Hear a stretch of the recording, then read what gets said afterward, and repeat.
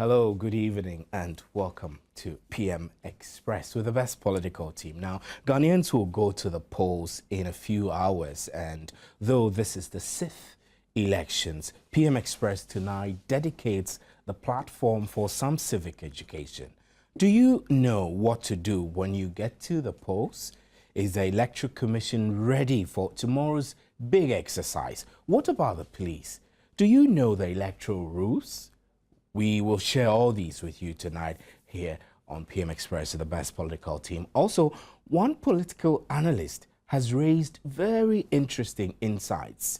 Do you know that if you take more than 2 minutes at casting your ballot tomorrow, you might disenfranchise somebody else? Well, you want to stay with us for this analysis here on PM Express with the best political team and be part of the show by texting 1760, and you can post your comments on our Facebook wall. Welcome to PM Express. Tonight, my guest in studio to my immediate left is Kissie Jabing, who is lecturer at the Faculty of Law, University of Ghana. And then next to him, I have research fellow at the University of Ghana. He's also a political analyst, Dr. Michael White-Bessa. And then I have Christian Owusu-Parry, who is the Public Relations Director of Electoral Commission. Gentlemen, it's great to have you on the show. Thank you. The clock is ticking and tomorrow is the D-Day. Everybody is ready. It does appear everybody is ready. How quickly will we begin to count, Mr. Parry? Well, we will start counting the ballots after the polls close at 5 p.m. tomorrow. We're hoping that by 5 p.m. All those who should vote may have had the opportunity to vote. But if at 5 p.m. there are still people in the queue, there is automatic extension of the voting period. Everybody who is in the queue by 5 p.m. will vote until the last person has voted.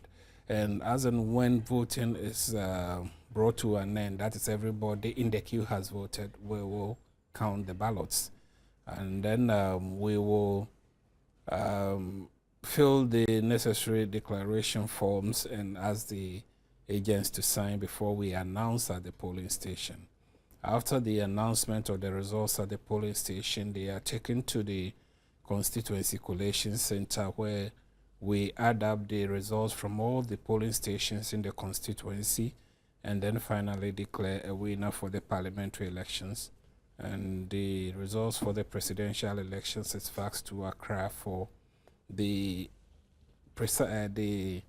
returning officer for the presidential election, the chairman of the commission, to do the collation and declaration at the head office. And the EC is absolutely ready for all the processes leading to the counting by now, I guess. Yes, I can say without equivocation that the commission is ready for tomorrow's polls. Indeed, as we speak now, I believe the returning officers have already started distributing the materials in some parts of the country.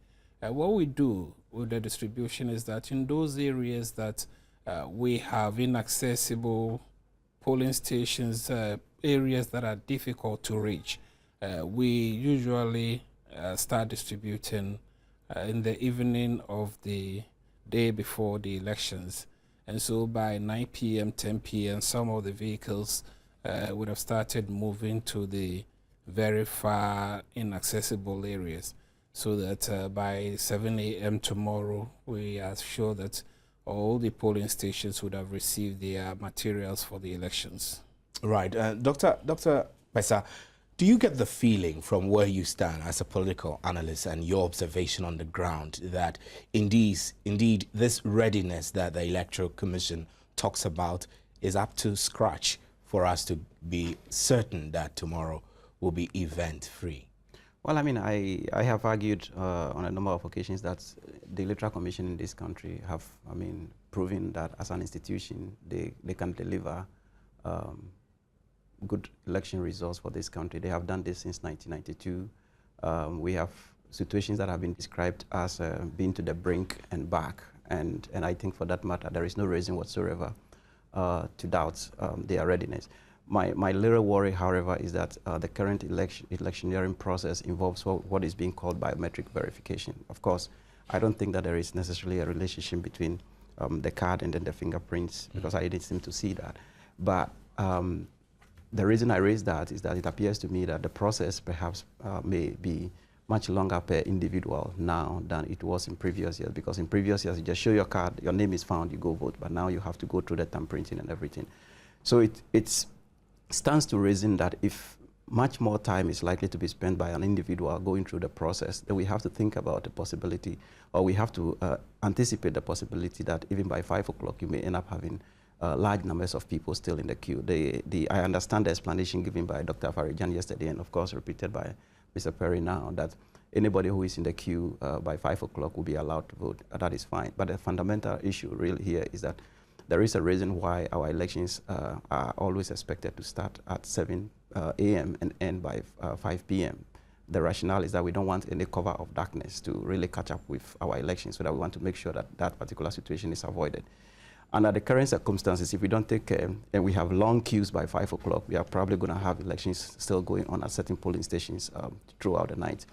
And when we did we were worried about this kind of situation, so we were trying to look at some computations and use figures to make this argument. And what we did was take the total number of registered voters on the register, which is about 14 million plus, and then look at the total number of constituencies in the country, which is about 26,000 plus, and then try to look out for how many hours do we have tomorrow for the voting, which is from 7 a.m. to 5 p.m., so 10 hours, essentially 600 minutes.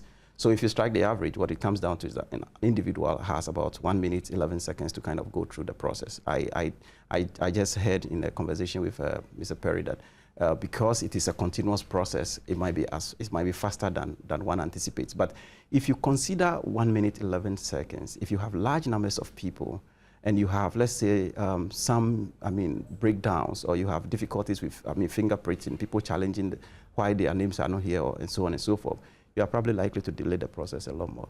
So I think that we may anticipate some, voting into the night tomorrow, but I believe also that perhaps the Electoral Commission had prepared itself to accommodate that if the perhaps, situation arises. Ms. Ozupari, you should tell us, is the Electoral Commission considering all these eventualities and preparing for it, yes, or will wake up indeed. to the shock that thousands and millions of citizens might not vote? No, indeed, we have prepared for the introduction of another step in the voting process. It is one reason why we have broken down some of the polling stations into smaller polling stations. In the past, we used to have some polling stations with 2,000, 3,000 registered voters. Today, you won't find a single polling station that is beyond 1,200 voters. And like he said, the identification and all the processes that one has to go through at the polling station is a continuous process. We don't wait for one to go through the entire process before we start processing another voter. So by the time the first person is at the last stage, we would have processed about 3 or 4 more people that are going through the processes. Besides that, because we anticipated that there might be a little bit of slowness at the point of verification, we have sought to remedy that by the introduction of this name reference list, which is an alphabetical arrangement of the names, so that if a person calls at the polling station, it doesn't take too long for the person checking the names on the name reference list to locate him. In the past, the person who was checking the register had to flip through the pages trying to locate the voter. With the introduction of the name reference list, you go there. If your name begins with A, he just goes to the A group, he locates you and tells the person working on the register with the verification machine the page on which you can be found on the voters register and whether you are on the left or right column of that page. So even before you get there, the verification officer is aware and he doesn't have to turn the pages over and over again before he is able to find you. He goes directly to the page and he looks for you either on the left or on the right. So that has improved the speed of processing the voters. Indeed, at the pilot of the process, I was present in one of the polling stations, and it was quite fast and smooth. Right. So, I mean, you are saying that your mock run, you performed the process in a very short time and very fast enough.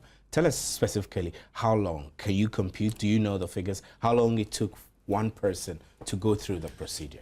So Well, compared to Dr. Pesa's position. It may depend a little bit on the fastness of the person who is checking the name reference list, and again, on how easy we are able to pick your fingerprint.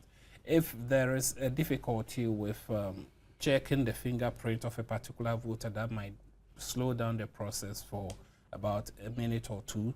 But on the average, nobody should spend more than 1.5 minutes going through the process. Okay, so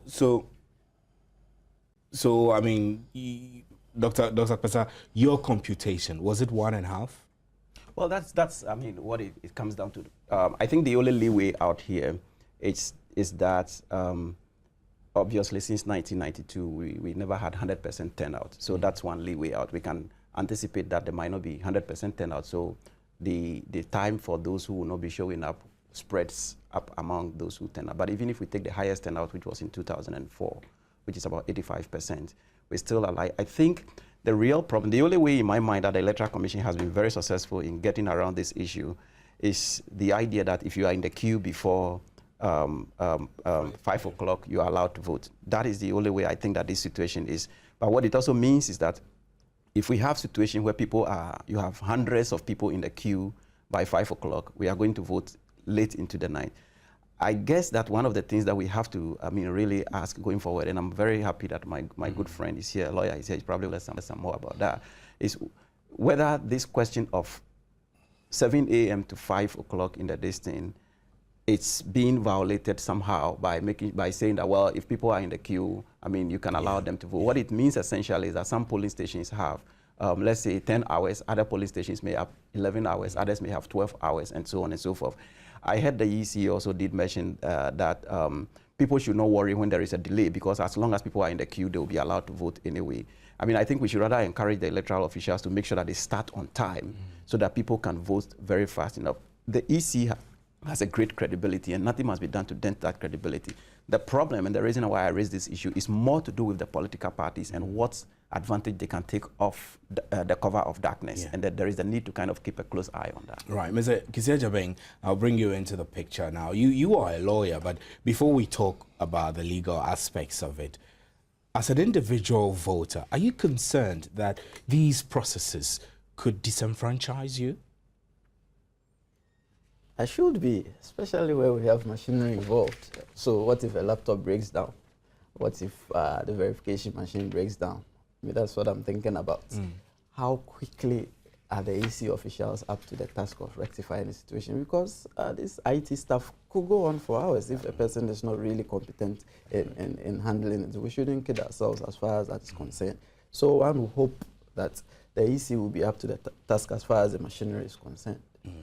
And what legal remedies, for example? I'm just trying to push is, to the edge where you get in there and you are not able to vote. What happens? If you get what legal remedies if you get disenfranchised there, that would be a very big deal. Yeah. That would be a very big deal, because it does not appear that we have situations or we have precedents where we wait for 1 or 2 people to vote before we declare election, especially where your 1 or 2 votes might not really determine who is going to win or otherwise. Because I'm seeing the electoral commissioner, if he gets a certain number and he says, okay, we have 5 people who were still in the queue and they hadn't voted, but if you add it to the general scheme of affairs, it's not going to matter, so I'm going to declare the results anyway. Yeah. Are you going to be allowed to vote? Then your vote then becomes moot. Whether you vote or not really is of no import.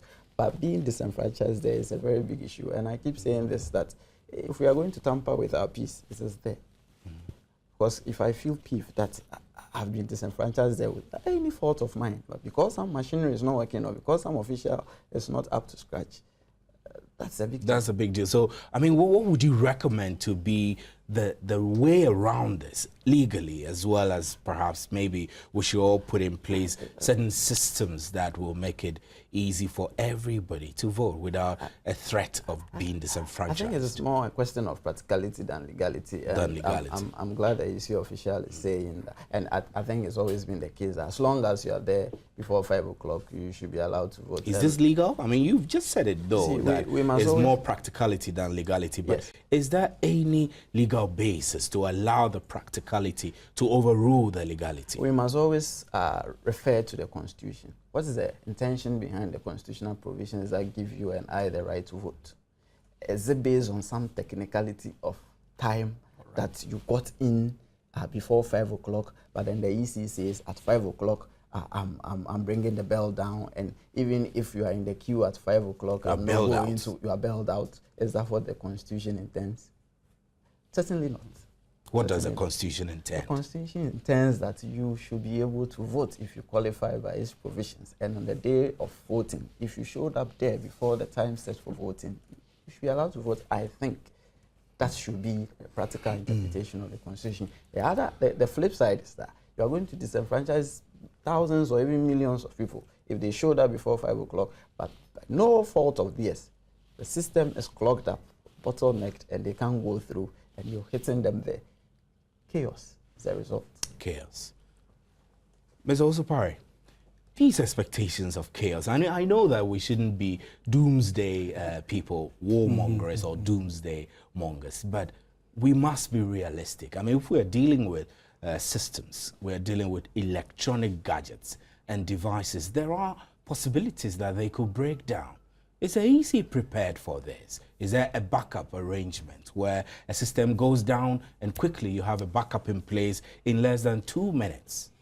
Yes, but before I come to that, let me say that we think that the devices we have brought in are very, very robust, and they can stand the test of time. They are capable of going through the process for the 10 or so hours that the people will be voting. Indeed, at the pilot, we realized that the devices do not give the kind of problems people are imagining. And even at the special voting, we saw that the devices didn't give us any problems. So we are confident that tomorrow we will have a smooth process. But that notwithstanding, we have some backup in the constituencies. We have zoned the constituencies. The returning officers will be monitoring the process, and they have these backups in their cars. They are moving with technicians. We have given the presiding officers the numbers of all the returning officers and technicians, so when they have difficulty, when they have any challenges, they will quickly make a distress call to a returning officer in that zone, and he will quickly drive to the center with the technician so they can attend to that problem. So we have backups to replace the devices when they go faulty. What are your, what is, maybe I should maybe make it singular, what is the Electoral Commission's expectation of turnout? Well, it is difficult to predict how many people will turn out, but in competitive elections of this nature, turnout is always between 78–80% turnout. National total turnout. Yes, so out of 14 million, you're expecting about 70%. Probably between 78–80% turnout has been what we've been recording over the years, and I expect the turnout to be around 80%. Right, so it means that you naturally are expecting more people to turn up to vote. What will make this year's voting different from 2008, so far as the Electoral Commission is concerned? The only difference is the introduction of the biometric verification device. Otherwise, the processes are the same. Are we thinking about biometric, is it a biometric register?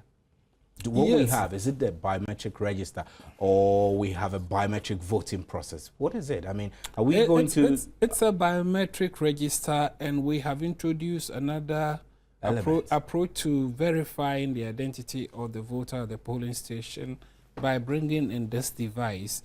You know, we have uploaded the devices with the details of the voter in the register. So the device contains nothing but the records of the voter in electronic form. The bio data of the person. In electronic form on the device, so that if he puts his finger on the device, he is confirmed to be the one who registered. And eligible to vote. And eligible to vote. So if you are not verified, then you cannot vote at the center. Dr. Kwasa, the reason why I'm asking these questions of Mr. Osu-Pare is for us to understand the advantage we as a country have in going biometric. Now, we're going to use the biometric to verify the IDs of those who will vote, but we're still going to vote manually by using our thumb and dipping our thumb into the ink and sticking it on the paper, the position where our favorite candidate is. Should we not be upgrading from the biometric voters register to perhaps biometric voting itself, where you don't thumbprint, you just put the same verifiable finger onto a machine and off it goes, which would definitely have made counting a lot more easier? Well, I think we need to hasten slowly. You should always keep in mind the historical process of our elections since 1992. I keep going back to 1992 because, I mean, if you look at what happened in 1992 and you look at what we are doing now, I mean, there is marked difference. We started with these opaque ballot boxes. We've started with ID cards that had no pictures whatsoever. Then we moved to ID cards that have color pictures on them. Then we got to transparent ballot boxes and so on and so forth. So we are still developing the process, I believe. And I think that eventually we will get to a point.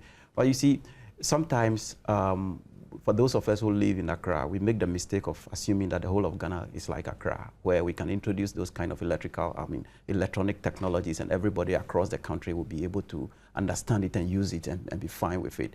So we need to keep in mind that there is a huge technological divide and there is a huge rural-urban divide as well, and that we need to move slowly.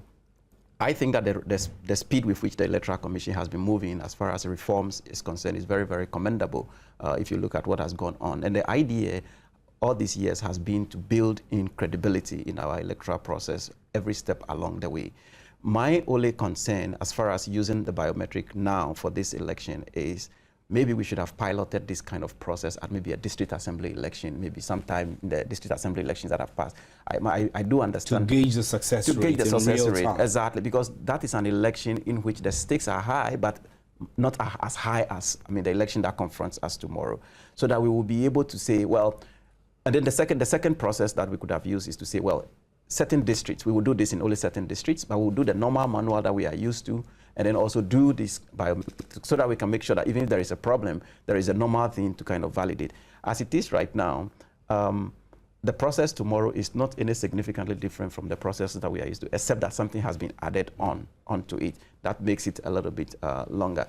Overall, you say it's good. I overall think that it is good, but I am just worried about, I mean, the fact that we have technologies that are, machines that are there, and anything can happen. And when that happens, what we need to tell Ghanaians at this point in time is that just exercise your patience, be calm.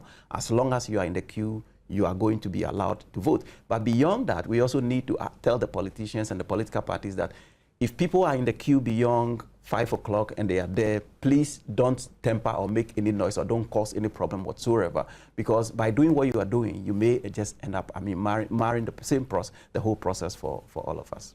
But will this work? It will work. There is no reason why it shouldn't work. I think it will work. Kisejabe, I'm asking you too. Will this work? Why not? We're supposed to be the beacon of hope here. Well, it will work. It will work because it's not the first time that we're going to. Don't worry.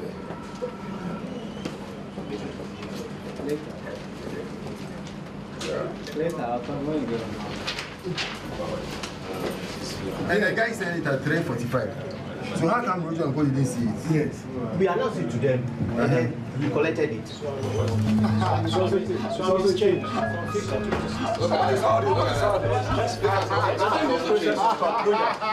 away. You must stop the process right away. You are joking. It's not happening. You are joking. Nobody's going to accept this nonsense revolution. You will not survive. This is not Nigeria. This is Ghana. Results have already come in. It's been certified, and then now you bring it in. Those results? That's not the village. I don't care. No. I just don't care. Because we're not signing them. Remember, I said show me now. It doesn't matter. Why do you have to give us From 52 to 67,000. Why would you give us again? So all the figures are going to be sending them. I'm out of here. You go ahead. Welcome back to PM Express with the best political team. The shots you saw there were excerpts from 2008 when the elections were trickling in, and that was the EC's strong room, and the tensions there were immense. I don't have enough words to describe. So, Mr. Parry, this was in 2008. How did the Electoral Commission deal with this situation in the strong room? Should we expect a similar thing to happen in 2012? No, I don't think these things are going to happen in 2012. First of all, some of the people in the strong room, or operations room as we call it, some of the people in the operations room shouldn't have been there in the first place. And this time we're going to ensure that only people who have been properly accredited by their parties to be their agents in the operations room will be there. And let me say that the operations room is not open to journalists.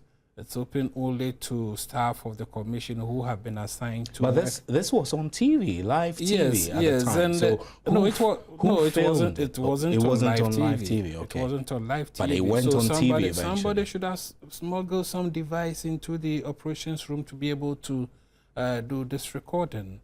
But we are going to ensure that only people who have been properly accredited will be in the operations room this time. And we're saying that no party can have more than 2 representatives in the operations room at a time. So if somebody is going out, then he probably may be replaced, so that at all times we'll have some order in the operations room. I saw Kwabena Japan, Dr. Besa. I saw Kwabena Japan in that shot. I saw Kobe Chiampong. I saw Dr. Tony Edu. I saw Fifi Kwete.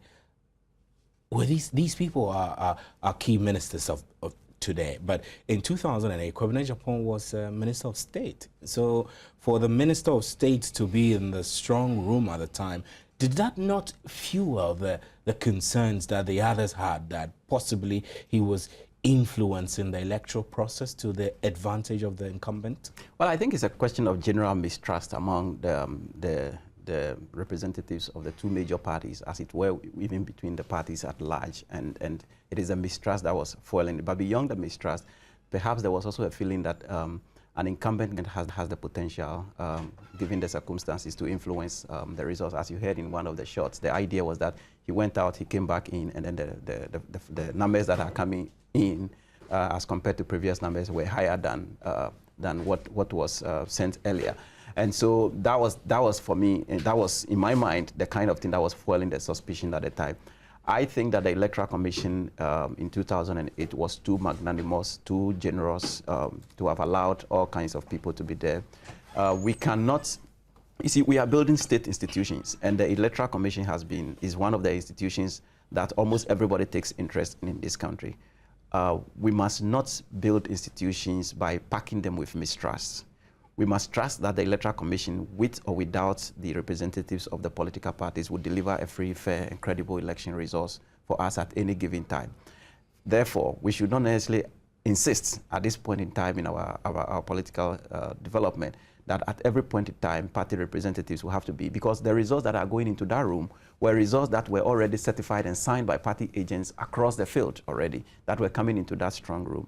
I don't see how the Electoral Commission by itself could possibly change the results at that point in time. Maybe, just maybe, the fact of allowing people there is what have created the kind of situation we saw, the clip that we saw on the screen right now. The parties should be able to maybe set up their own, what do you call it, election coalition centers where whatever is being sent to the Electoral Commission by fax or by any means of technology could equally be sent to them.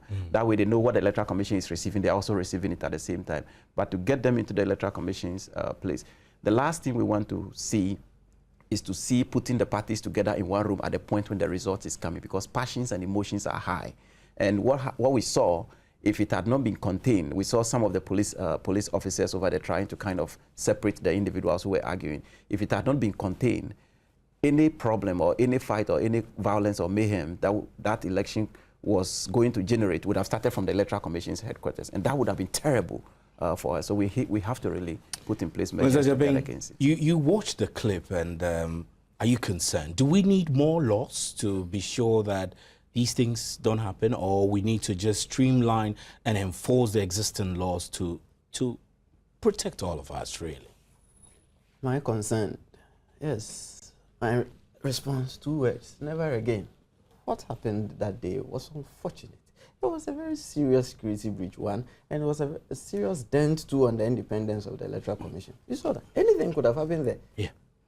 It was not just the party agents who were at risk. Indeed, the officials of the EC too were at risk. Yeah, I saw the face of one of the women. She was totally stunned and didn't know what to do. If it were you, it was a crazy situation. Yeah, you would be. What if they had been held ransom right there?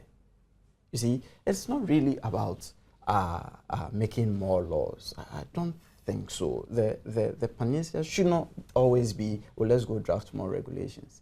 It was a simple matter of keeping cool heads there, disallowing whoever was not supposed to be. Keeping cool heads is not a simple matter. It's difficult when you are in such a steamy situation. I believe that's why we have security measures. What was a policeman doing there, for instance, in the shot? He was being a pacifist. He should have walked people out of the room. Rather, he was trying to calm people down. That's what I'm talking about. It's not going to take more laws to enforce that. It was a simple matter of protecting the integrity of the electoral process there, protecting the officials of the Electoral Commission. So whoever was being unruly, whoever was attacking whoever, should have been walked out of the room. If you calm down and you are an allowable person, then you're allowed back in.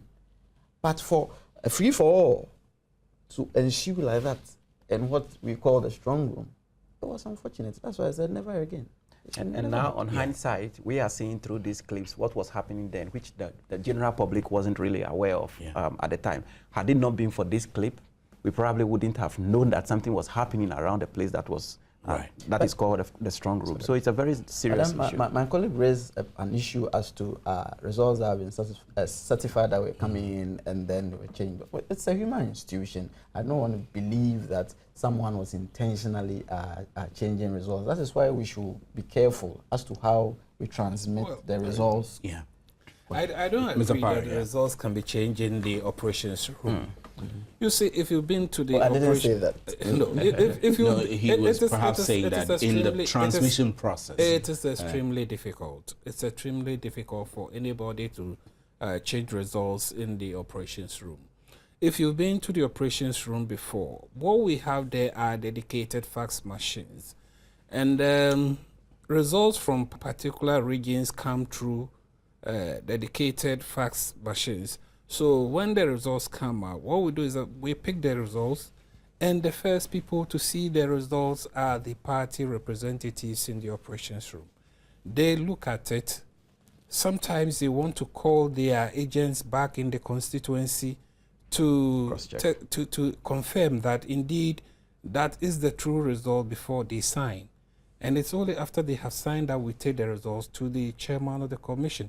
And this happens all in the operations room, from fax machine to party representatives. So if people say, results have been changed in the operations room, it is not possible. It is right. It is unthinkable that anybody in the full glare of all the people in that small environment can change the results. And we have another clip, a very short one, Mr. Parry. Sorry to cut you in. We have a very short clip which showed the counting and collation also in last year's the last election, 2008.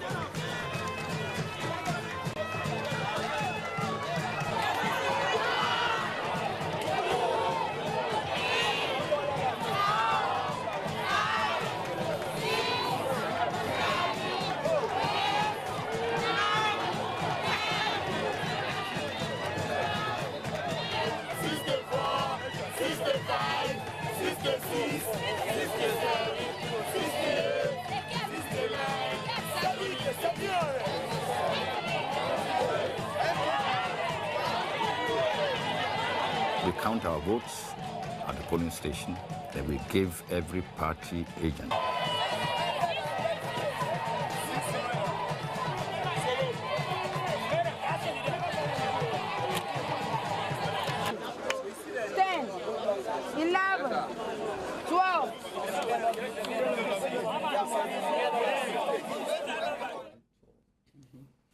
Well, those were very, very interesting shots there from counting and collating, and you heard people virtually counting. You know, Mr. Parry, you were finishing a statement before we went there. So this is what happens typically at a collation center when all those that was at a polling station. Polling station. Yes. So from here, then it goes to the collation center. Yes.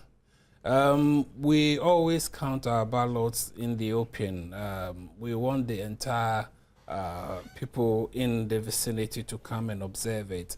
And so if somebody alleges that, somebody didn't get so many votes and he's been credited with that number of votes, it must take some grand collusion between officials and the people around to be able to do that.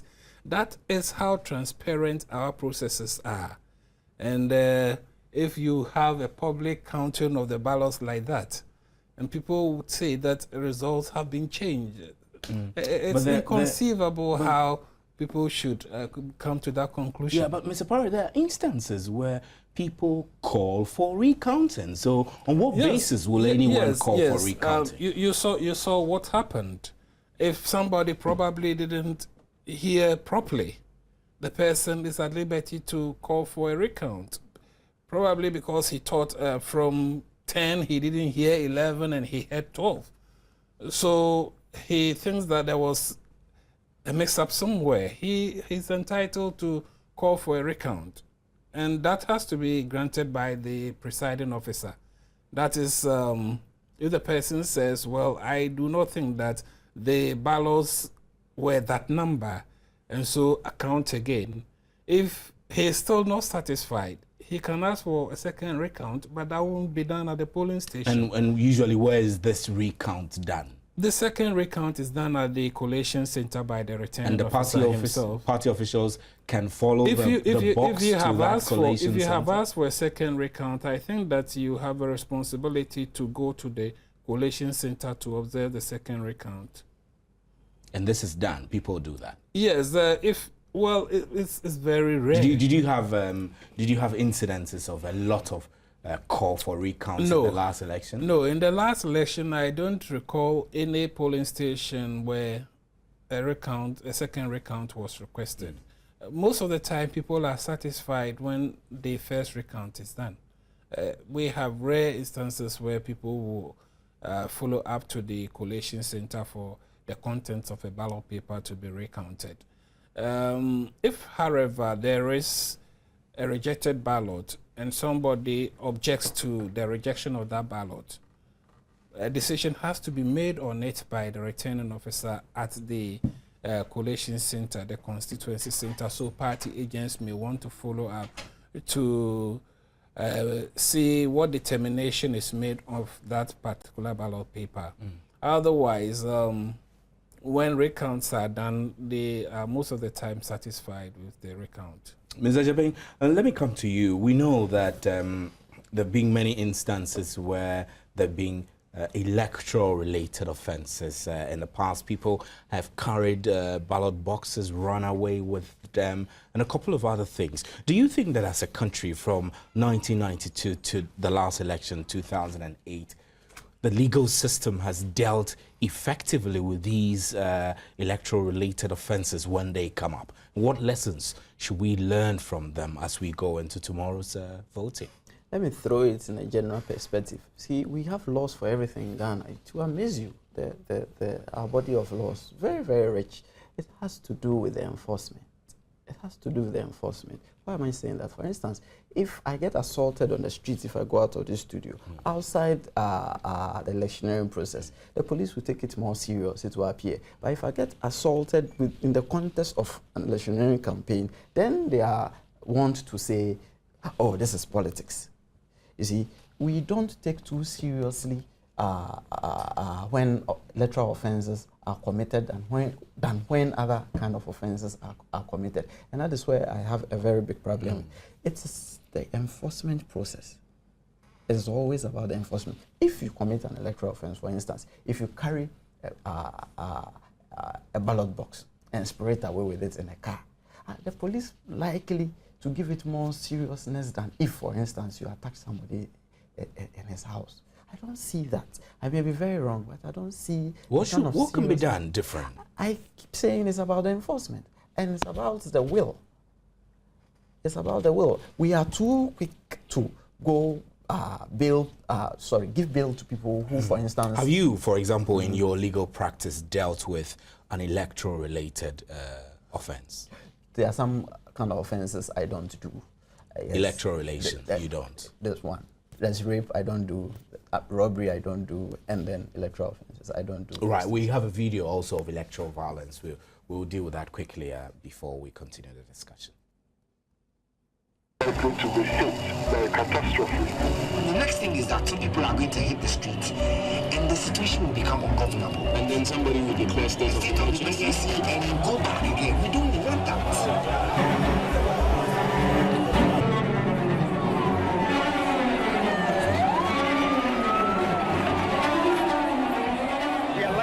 A situation where the military, quote unquote, may take over the situation. What is the possibility of that of which the NDC would employ to avoid this chaotic situation?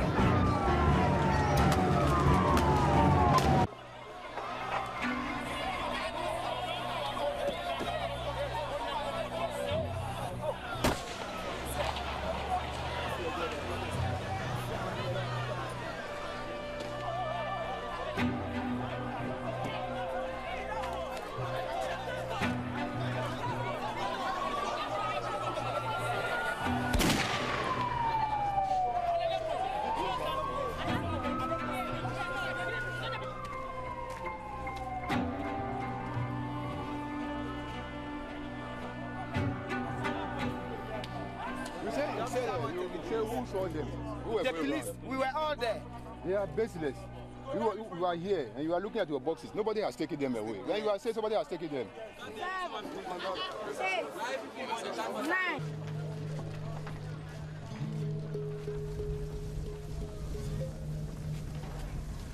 9. To be happening in this country. For those of us who are young, I think that this is the first time we're witnessing something of this sort in Ghana's political history. Yeah.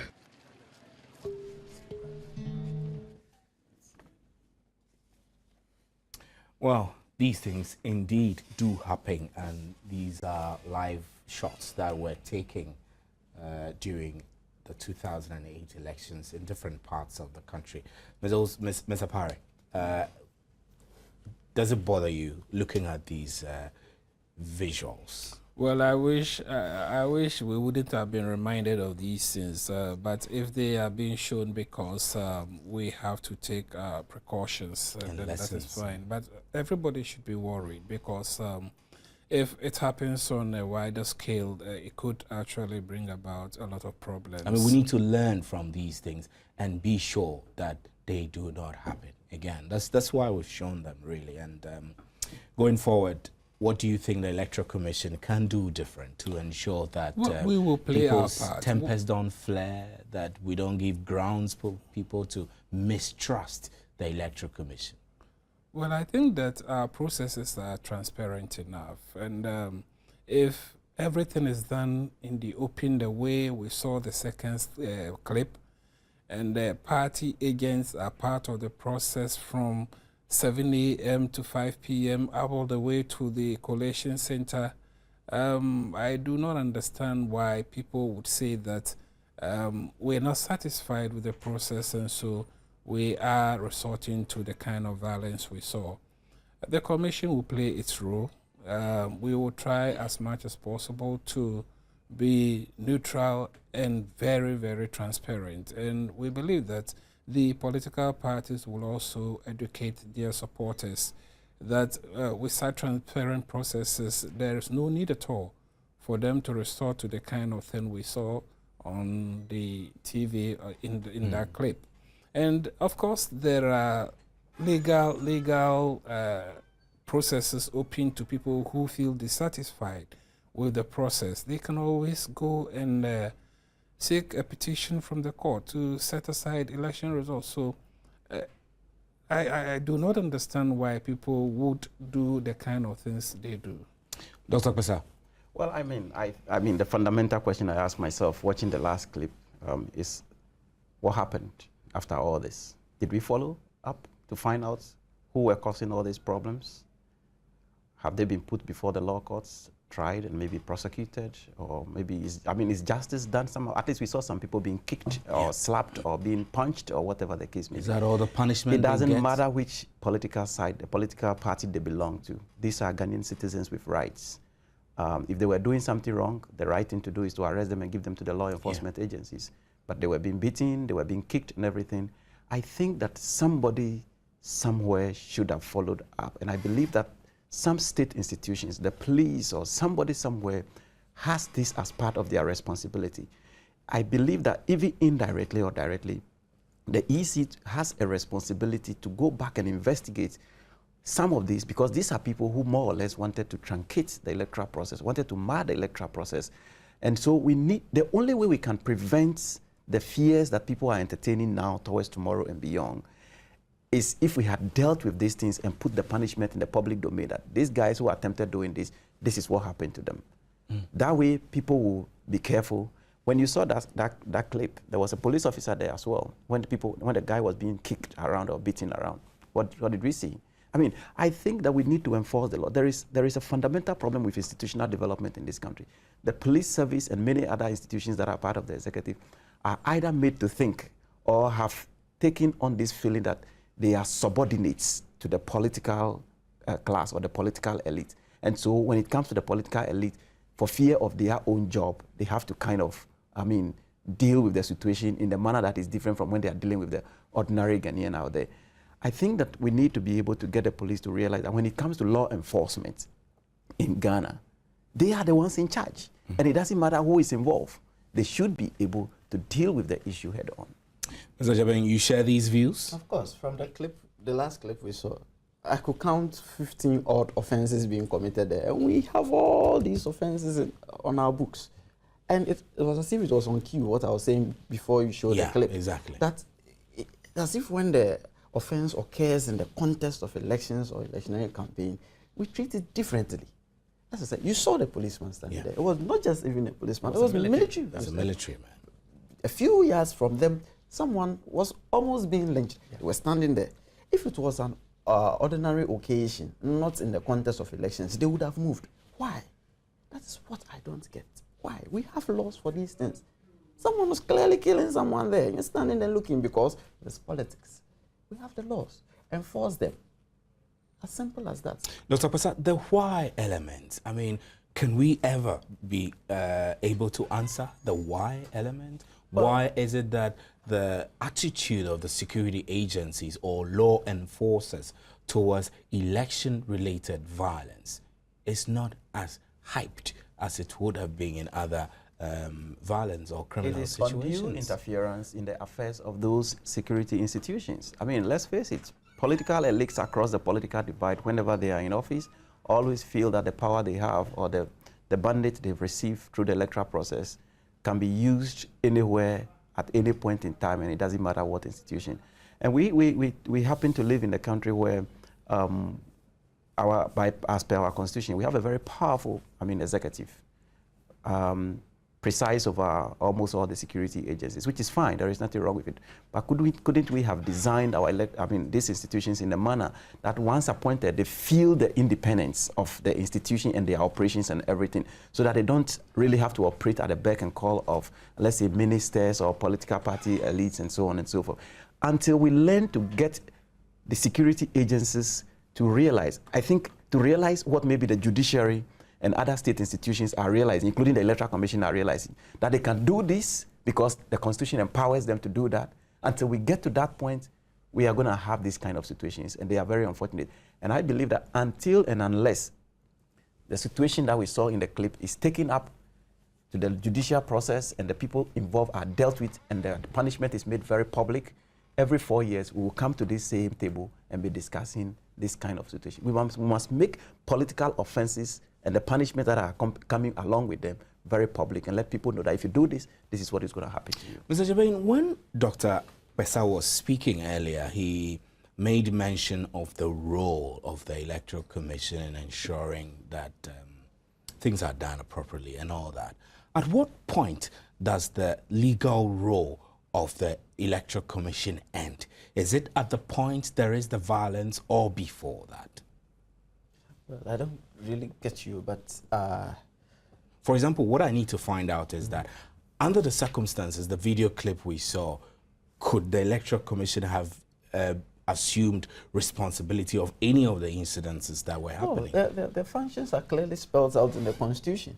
And it was beyond them at that stage. It was beyond them. It was more of a law enforcement, quelling riot situation. So what really can the EC do? Their job is to oversee elections, declare results. This is just one. It may be have been an unlawful assembly and a riot or situation. The Electoral Commission really can't do anything. That is why we have security men there, and they should have taken their role seriously. Yeah, the point I was trying to make, I think that was, you were trying to ask the question based on the point. Maybe it didn't come out clear. For instance, the Electoral Commission was doing its job. And what we saw there was a clear attempt to disrupt the job. And so the security agencies should have acted. Yeah. But my further point is that given that the security agencies have not acted as we saw, or we don't know, shouldn't the Electoral Commission, for instance, for the fact that it doesn't want this to happen and nobody attends to it, try to investigate this matter and maybe make evidence available for, the security agencies to right. So, Mr. Parry, moving on now, this is here with us. The elections is tomorrow. What assurances can you give to Ghanaians, and what would you say to all of us as we go up to cast our vote tomorrow? Well, yes, the polls will take place tomorrow. It is every registered voter's right to participate in the elections tomorrow. But we expect people who go to the polling stations to comport themselves, play by the rules. There are rules governing the elections. And if everybody will play by the rules, remain in the queue when it's your turn, you go through the process. If the device says that you can't be identified at that polling station, you cannot force issues on the presiding officer. If you can't be verified at the polling station, so be it. You have to leave the polling station. And if people will understand the simple processes, then the kind of situations we saw in the clip will not prevail in this year's elections. Mr. Jabain, let me ask you finally, before I make Dr. Pesa wrap up, what constitutes an electoral offense? It requires a whole lecture. That's a lecture on its own. Attempt to break it down for us so that we can understand. An electoral offense. That's a very generic definition. No, it's too. The question is not fair. You are a legal luminary. Even the registration process, you can commit 1,001 offenses on the day of voting. You can commit 1,001 after the voting. You can commit so many offenses. So what? How will you then define the electoral offense? If we are no, it's anything. Try and give us anything a practical anything that unlawfully in a criminal way impinges on the repute of the system. Yes, that is an electoral. That is an electoral offense. And would you say in a few words that if, for example, somebody carries a ballot box away, it is an electoral offense? It's a huge one. The degree of offense, how would you rate that compared to when, for example, somebody violently tears the voters' register whilst there is a collation, for example? Well, then we are going to go into semantics of the number of ballot papers that are contained in one box or the other. They are all serious offenses. So if you are seeking to unlawfully and unfairly affect the outcome of the outcome of I don't quite recall that anybody who carried a ballot box had gone to court. The question is, were they caught? Yeah, had been caught, gone to court and jailed. There have been instances where some have been jailed. I remember when I was a district officer in 2000, 2 people were jailed for carrying away ballot boxes. How many years were they jailed for? Each had 2 years for the criminal conduct. Is 2 years enough deterrent, Mr. Ajabeng, for such an offense? That requires another lecture. Right. I think we must be wrapping up now. So, Dr. Kwesa, from where you stand, tomorrow's elections, do you have any concerns apart from the fact that you want everybody to have the chance to go through in less than 2 minutes, so that they won't be disenfranchised? Do you have any other concerns? No, I mean, I think that people need to understand generally that you are not doing anybody a favor by going out to vote. In fact, you are doing yourself a favor. Yes, Ghanaians generally complain. We complain about the political system. It's not delivering, it's delivering, it's doing this, it's doing that. The only way we can change it is to use the power of our tongue to make sure that we either reaffirm what we have or we change what we have. That is the power that we have, that we are expected to exercise tomorrow. Everybody needs to go out tomorrow. Now, the most important thing is for people to cooperate, to be patient, not to be rudely, not to be violent, not to be uncooperative. Just take your time, make sure that you go through the process as fast as possible, do it the right thing, so that as many people as possible can also go through and finish the process, so that we can go through this process and finish and really take a credit as a nation. Right. Mr. Parry, I wouldn't let you go without you walking us briefly again through the process that everyone should go through to vote. So what? You get your voter's card and you get to your polling center. Yes, you go to the polling station with your voter's ID card. You join the queue, unless, of course, you are a pressman who has been given special privilege to vote without joining the queue, or a security man. All the rest of us will join the queue, wait for a turn, and then we'll be taken through the process. The first point of call is the officer with the name reference list. If you're found in the name reference list, you will move on to the verification officer, where your details will be verified, your fingerprint will also be verified, and if you are cleared to be the person who truly registered as the voter, you were given the ballot paper first for the presidential elections. But after the verification, your little finger on the left hand will be dipped in indelible ink, and we do not want situations where people are going to resist dipping their finger into the indelible ink. If you don't dip, we will not give you the ballot paper. Straight and simple. If you refuse marking, we will not give you the ballot paper. So people should understand that when they get to the polling stations tomorrow, they must necessarily be marked before they are issued with the ballot paper. And let me add that after thumbprinting the ballot paper, people should wipe their hands clean before they fold, so that they don't leave any marks on the ballot paper that can probably cause the ballots to be rejected at the end. And we also advise that after voting, people should leave the polling stations. They can go home, and when it's 5 o'clock, they can come back and observe the counting of the ballots. We do not want situations where people will mass up at the polling stations and arguments may start. And when arguments start at the polling stations, you can never predict where those arguments are going to end. So the safest thing to do is to be out of the polling station after you have cast your ballot. And if we all comply with these regulations, we will have a very, very peaceful and smooth process tomorrow. So, Mr. Parry, what happens if it rains tomorrow? Well, if it rains, and should we say it rains early in the day, anytime the rain subsides or stops, we will continue with voting. Unless, of course, it rains throughout the day that it makes it impossible for people to go to the polling station, or it makes it impossible for officials to be at the polling station, then that is a natural phenomenon. And if a natural phenomenon prevents the process from going to a successful end, the rule says we must adjourn the poll to the next day.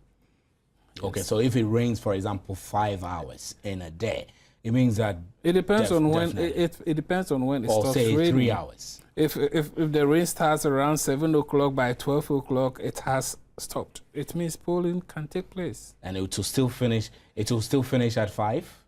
It will not necessarily finish at 5. What is essential is that people must be in the queue by 5. Right.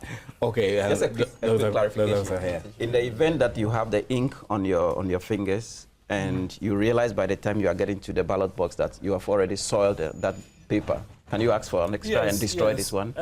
We say in our education that the finger that is dipped in the indelible ink must not touch the ballot paper until it is dry, because it has the effect of making a second mark on the ballot paper that could cause it to be rejected.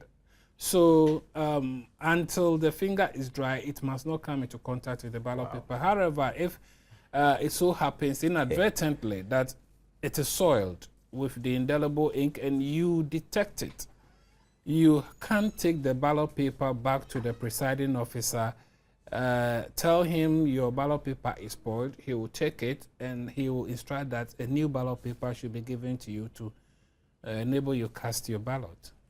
Well, sorry. Yeah, our time is up. Yeah. Yes.